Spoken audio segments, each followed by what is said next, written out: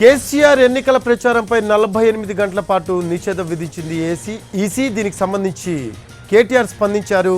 మోడీ విద్వేషకర వ్యాఖ్యలు ఈసీకి కనిపించలేదా? రేవంత్ బూతులు ఈసీకి ప్రవచనాల్లాగా అనిపించాయా అంటూ కేటీఆర్ వ్యాఖ్యానించారు. కేసీఆర్ ఎన్నికల ప్రచారం నిషేధంపై కేటీఆర్ స్పందించారు. తెలంగాణ గొంతుకైన కేసీఆర్ గొంతుపైనే నిషేధమా అంటూ కేటీఆర్ స్పందించారు. కేసీఆర్ ఎన్నికల ప్రచారంపై 48 గంటల పాటు నిషేధం విధించింది ఈసీ.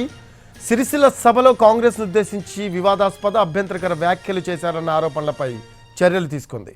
దీనిపై కేటీఆర్ స్పందించారు. మోడీ విద్వేష వ్యాఖ్యలు ఈసీకి వినిపించలేదా అంటూ ఆయన చెప్పారు. కేసీఆర్ ఎన్నికల ప్రచారం నిషేధంపై కేటీఆర్ స్పందించారు. రేవంత్ బూతులు ఈసీకి ప్రవచనాల్లాగా అనిపిస్తున్నాయా అంటూ కేటీఆర్ వ్యాఖ్యానించారు.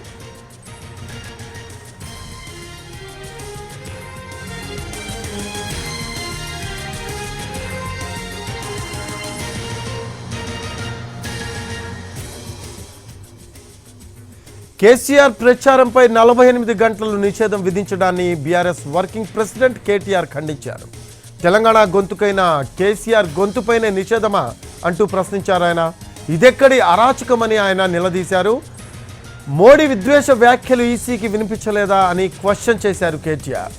రేవంత్ బూతులు ఈసీకి ప్రవచనాల్లాగా అనిపించాయా అని ప్రశ్నిస్తూ ట్వీట్ చేశారు ఆయన. బడే భాయ్ ఛోటే భాయ్ కలిసి చేసిన కుట్ర అంటూ ఫైర్ అయ్యారు ఆయన.